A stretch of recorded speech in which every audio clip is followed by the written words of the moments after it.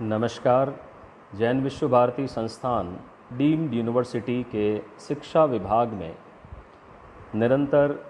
Virtual classes के इस series में मैं सभी एमएड विद्यार्थियों को आज एक नया टॉपिक डिस्कस करने जा रहा हूं, जो कि हमारे प्रथम इकाई में संज्ञानात्मक विकास से संबंधित है और ये मानसिक विकास के नाम से भी जाना जाता है। और विशेष रूप से इसमें हम इस बात पर विचार कर रहे हैं कि बाल्यावस्था और किशोरावस्था के दौरान एक विद्यार्थी का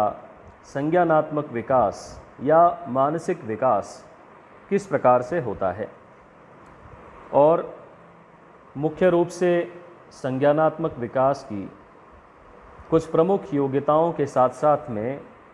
हम सैद्धांतिक रूप से जीन पियाजे के सिद्धांत का भी उल्लेख इस टॉपिक के अंतर्गत करेंगे, जिसमें हम संज्ञानात्मक विकास की प्रमुख अवस्थाओं को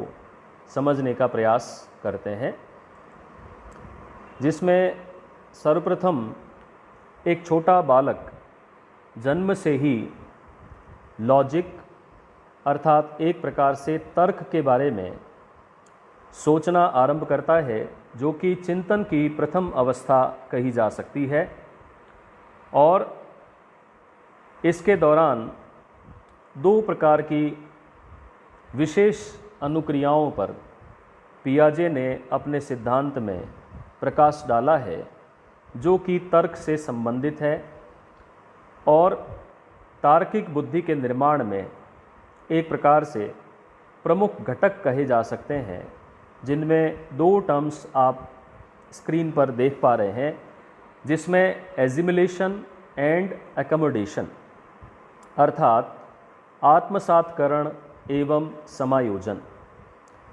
इसे हमें इस प्रकार से समझना है कि प्रत्येक बालक सीखते समय कुछ पूर्व अनुभवों का संकलन करता है और उन पूर्व अनुभवों की सहायता से वह एक प्रकार का संगठनात्मक संरचना बनाता है और निरंतर नए नए अनुभव जोड़ते हुए वह अपने सीखने के अनुभवों में वृद्धि करता रहता है। और प्रत्येक बालक जन्म से ही विभिन्न प्रकार के संप्रत्यय अपने मन मस्तिष्क में निर्माण करता है, उनमें मैनिपुलेशन करता है और नवीन संरचनाओं का निर्माण करते हुए अपने अनुभवों में जोड़ तोड़ के माध्यम से संज्ञानात्मक विकास की ओर अग्रसर होता है। तो इस प्रकार से आत्मसातकरण ऐसी प्रक्रिया है जिसमें हम विभिन्न प्रकार के अनुभवों को पूर्ण रूप से सीखने का प्रयास करते हैं और अपने आसपास के वातावरण में, चाहे वह किसी प्रकार की समस्या हो, अनेक प्रकार के जो टास्क हैं, उनमें हम समायोजित होने का प्रयास करते हैं और अपनी योग्यताओं का विकास करते हुए आगे बढ़ते हैं। कॉन्सेप्ट्स के बारे में या संप्रत्यय के बारे में यहाँ पर एक बात आपको बताई जा रही है कि संप्रत्यय एक प्रकार की ऑब्जेक्ट की कैटेगरी है और जिसमें सूचनाओं को विभिन्न प्रकार के अलग अलग प्रक्रमों के द्वारा जोड़ते हुए एक पर्टिकुलर कॉन्सेप्ट का निर्माण किया जाता है। यहाँ पर एक उदाहरण से हम समझें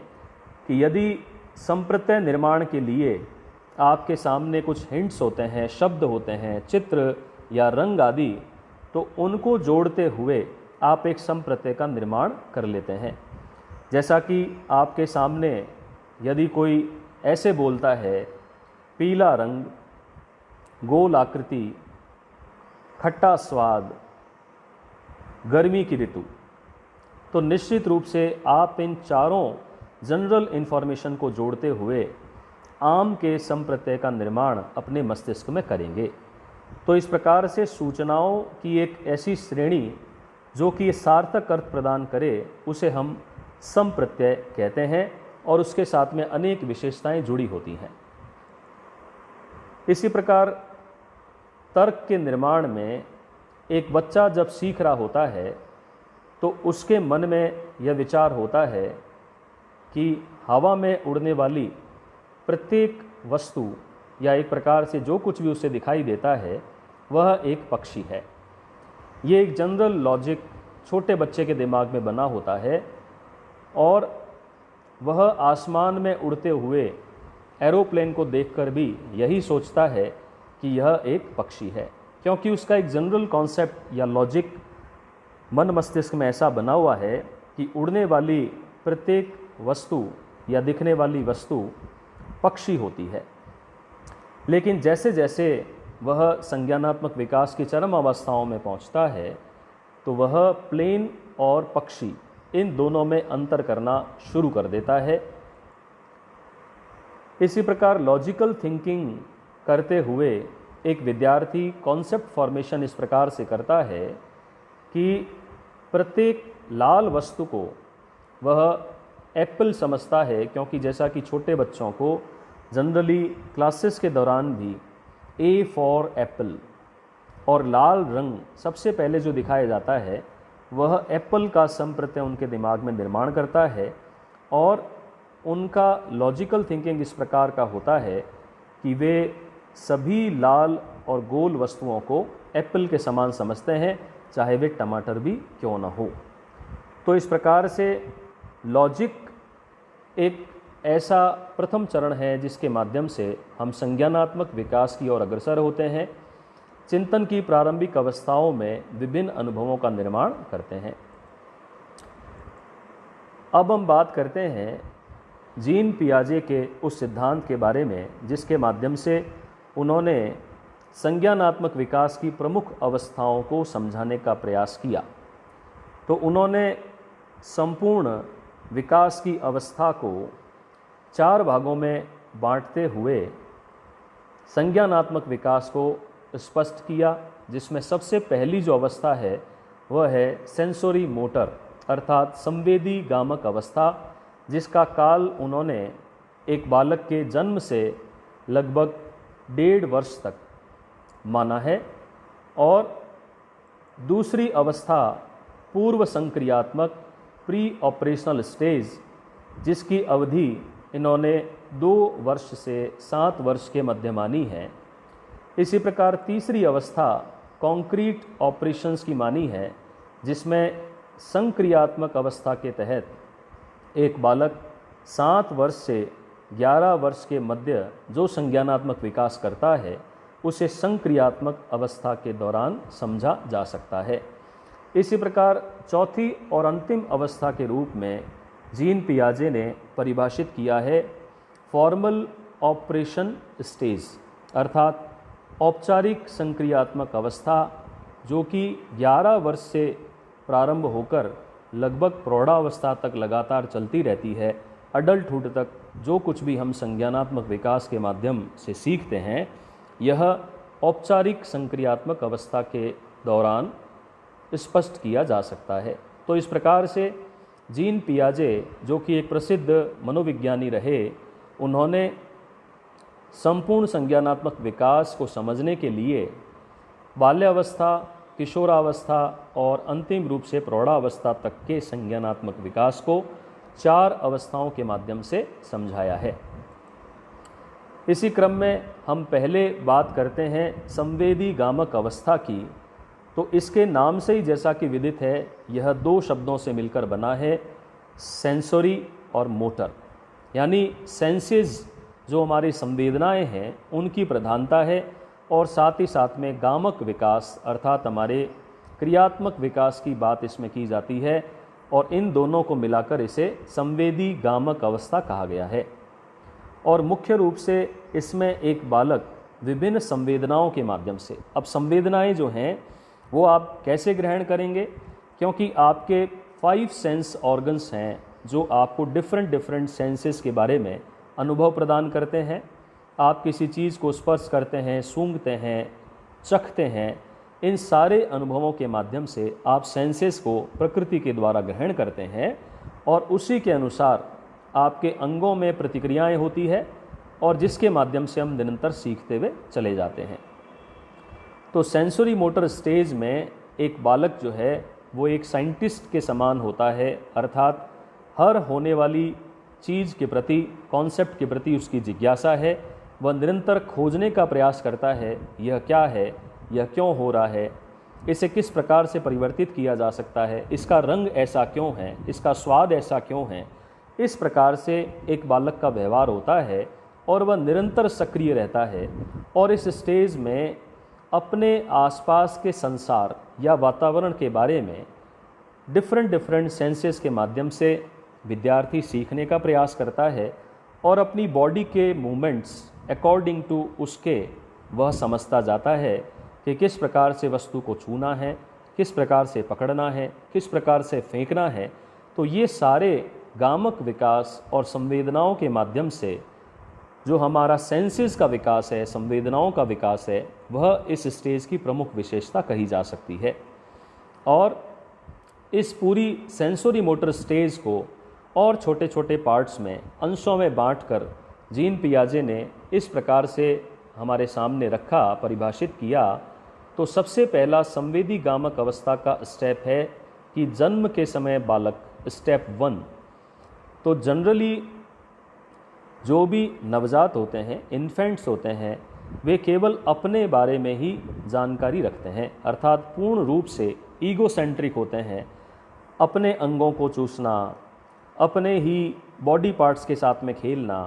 आँखों से विभिन्न प्रकार के हाथों के मूवमेंट के द्वारा वे स्वयं को प्रकट करने का प्रयास करते हैं, क्योंकि यहाँ पर भाषा का अभाव पाया जाता है और केवल अंगों के संचलन के माध्यम से ही एक बालक जो है वह अपनी संवेदनाओं को प्रकट करने का प्रयास करता है। और ये अपने आप को बिल्कुल भी अलग पर्सन नहीं समझते हैं और स्वयं के साथ में ही इंटरेक्शन करना, और ज़्यादातर आप इस स्टेज में देखें कि सर्वप्रमुख उनका जो लगाव है वह केवल अपनी माता के साथ में होता है और वह इस प्रकार से बॉन्डेड स्ट्रक्चर होता है कि हर इशारे और हर प्रकार के गामक अंग प्रत्यंग के इशारे के माध्यम से ही माता जो है वह बालक के विभिन्न क्रियाकलापों को समझने का प्रयास करती है। इसी प्रकार सेंसोरी मोटर की अगली स्टेज, द्वितीय स्टेज को, जो कि 1 माह से 4 माह के बीच पाई जाती है, तो उसमें विशेष रूप से बालक जो है वह विभिन्न प्रकार के जो रिफ्लेक्सेस हैं, अर्थात जो अनैच्छिक क्रियाएं हैं, चाहे वह पलकों का झपकना है, छींक आना है, या बॉडी के जितने भी इंटरनल मूवमेंट्स होते हैं जिस पर उस बालक का नियंत्रण नहीं होता, इन सारी अनैच्छिक क्रियाओं को परस्पर सह संबंधित करने का वह प्रयास करता है। उनके माध्यम से वह सीखने का प्रयास करता है। अर्थात अनैच्छिक क्रिया के माध्यम से यदि उसे जम्हाई आती है, उबासी आती है, तो उस दौरान उसे मुंह खोलना है। तो इस प्रकार का रिफ्लेक्स जो है वह किससे कौन सा संबंधित है। यदि आँख में कोई चीज़ गिर गई है तो उस समय पलक को बंद करना है या अपनी उंगली से ही उसे साफ कर लेना है। इस प्रकार की कुछ चीज़ें जो संवेदनाओं को जोड़ने पर वह सीखता है, तो ये इस स्टेज की प्रमुख विशेषता होती है। और उदाहरण के तौर पर इसमें यह समझाया गया है कि वह बार बार अपनी मुट्ठी को हिलाता है, वेव करता है और अपने मुंह में ले जाने पर प्रयास करता है कि यह मैं क्या खा रहा हूँ, क्या चख रहा हूँ। तो ऐसी संवेदनाएं जो हैं वह ग्रहण करने की, प्रकट करने की और सीखने की चेष्टा 1 से 4 माह के दौरान करता है। और अभ्यास ज़्यादातर प्रैक्टिस के माध्यम से वह यह सीखने की चेष्टा करता है कि किस प्रकार से उसे विभिन्न प्रकार के बॉडी मूवमेंट्स को करना है। इसी क्रम में अगली अवस्था की जो इसकी उप अवस्था है उसकी बात करें तो यह 4 माह से 8 माह के बीच में चलती है। और ज़्यादातर इस समय जो भी बच्चा है, बालक है, वह विभिन्न प्रकार के उद्दीपक जो उसके सामने आते हैं, स्टिमुलाई जो उसके सामने आते हैं, उन्हें रेस्पॉन्ड करना सीखता है। जैसे कि एग्जाम्पल के तौर पर आप समझें कि यदि कोई परिचित व्यक्ति जो बार बार उससे मिलता है उसके सामने जाता है तो उसे देखकर मुस्कुराना, अर्थात एक जाना पहचाना उद्दीपक उसके सामने आता है तो उस प्रकार से वह रेस्पॉन्ड करता है, अनजान व्यक्ति के आने पर वह रोने लग जाता है। तो ऐसे अनेक उद्दीपक जो उसके सामने बार बार आते हैं और उसकी क्रियाओं को प्रभावित करते हैं, वह उसके प्रति अनुक्रिया करना स्टार्ट कर देता है इस स्टेज के दौरान। और धीरे धीरे उसकी हैंड और आई का जो कोऑर्डिनेशन है, अर्थात आँखों को टिकाकर कॉन्सेंट्रेट होकर किसी भी चीज़ को देखना या जिस चीज़ को देखते हैं उसके अनुसार ही अपने हाथों का मूवमेंट करना। जैसे कि बहुत छोटे बच्चे के सामने यदि किसी भी ऑब्जेक्ट को आप लेकर जाते हैं तो वह उस पर ध्यान केंद्रित नहीं कर पाता, लेकिन इस स्टेज पर आते आते वह ध्यान केंद्रण करना सीख जाता है और जो भी वस्तु उसके सामने आती है वह उसे पकड़ने का प्रयास करता है। तो यह एक प्रकार का हैंड आई कोऑर्डिनेशन इस स्टेज में इम्प्रूवमेंट उसमें आने लगता है। वो एग्जैक्टली जिस चीज़ को देखता है उसे कॉन्सेंट्रेट होकर पकड़ने का प्रयास करना स्टार्ट कर देता है। और उदाहरण के तौर पर आप इसको इस प्रकार से समझें कि वह एक खेलने वाले किसी भी झुनझुने को, पंप को, रैटल को बार बार उछालता है और उससे होने वाली आवाज़ से वह उसे पकड़ने का प्रयास करता है और चिल्लाता है और चेष्टा करता है कि वह उसे और कितना ज़्यादा उछाल सकता है। तो एक प्रकार से उस रैटल के प्रति यह इसकी अनुक्रिया है और उसका पूरा मोटर मूवमेंट है जो संवेदनाओं और गामक विकास का एक उदाहरण हमारे सामने प्रस्तुत करता है। इसी क्रम में अगली स्टेज जो 8 माह से 12 माह के बीच में होती है, इसमें ज़्यादातर एक बच्चे का जो बिहेवियर है वह इंटेंशनल होता है, अर्थात उद्देश्यपरक होने लग जाता है। वह किसी भी भाव के, विचार के वशीभूत होकर कोई न कोई क्रिया करता है और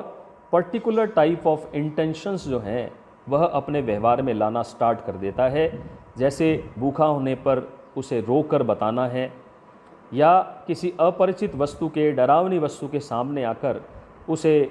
जो है वो भय की अवस्था को दिखाना है। तो ऐसे इंटेंशनल बिहेवियर जो है वह धीरे धीरे करना स्टार्ट कर देता है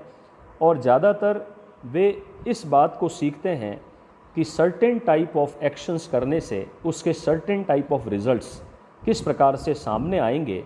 इसके बारे में उसकी समझ पैदा होना शुरू हो जाती है। अर्थात उसे ठीक पता होता है कि अमुक चीज़ को छूने पर वह चुभ सकती है और उसे दर्द हो सकता है। तो जब भी आप उसके पास में ले जाएंगे तो वह उसे छूने से मना करेगा या कह सकते हैं कि छूना नहीं चाहेगा। तो इस प्रकार एक सर्टेन एक्शन और सर्टेन रिजल्ट आपस में सह संबंधित वह करना शुरू करता है, जिसके माध्यम से वह कुछ क्रियाओं को करता है और कुछ को अवॉइड करना स्टार्ट कर देता है। इसी प्रकार इमिटेट अदर्स, अर्थात दूसरे व्यक्ति की जिसको भी वह सामने देखता है या ऑब्जेक्ट भी हो सकता है, उसकी हूबहू नकल करना या जैसा वह करता है उसी का अनुकरण करना। जैसे कि आप उसके सामने जब बोलकर उसे सिखाना चाहते हैं प प प, तो वह बार बार आपकी ध्वनि का उच्चारण जो है वह करता है और प बोलना सीख जाता है। इसी प्रकार से आप आँखों का कोई इशारा करते हैं तो वह भी आँखों को झपकाने का इशारा करता है। तो ऐसे अनुकरण के माध्यम से इस स्टेज में एक बालक जो है वह अपने आसपास के व्यक्तियों से, चाहे वो खिलौना हो, विभिन्न प्रकार की जो आजकल मोबाइल का ज़माना है, आप जानते हैं छोटे छोटे बच्चे जो हैं वो मोबाइल को यूज़ करना भी स्टार्ट कर देते हैं। तो उन ऑब्जेक्ट्स को और मूवीज़ को या जो वीडियोज़ वह देखता है उनको भी वह अनुकरण करते हुए अपनी क्रियाओं में उन चीज़ों की नकल उतारना शुरू कर देता है। तो इस प्रकार से सेंसरी मोटर जो अवस्था है, इसमें एक विद्यार्थी, एक बालक, क्योंकि विद्यार्थी मैं इसलिए यहाँ पर कह रहा हूँ कि एक छोटा बच्चा भी लर्नर है, वह सीख रहा है वातावरण के माध्यम से, तो वह अनुकरण करना शुरू कर देता है। इसी क्रम में वे ज़्यादातर दूसरे जो ऑब्जेक्ट्स होते हैं उनको फॉलो करना स्टार्ट करते हैं, उनको बार बार देखना, उनसे सीखना और उनके माध्यम से कुछ न कुछ ग्रहण करने का प्रयास करना, ऐसी कुछ स्टेजेस जो हैं या ऐसे कुछ एक्शंस जो हैं वो उस स्टेज की प्रमुख विशेषता होती है। और विभिन्न प्रकार के खेलों को,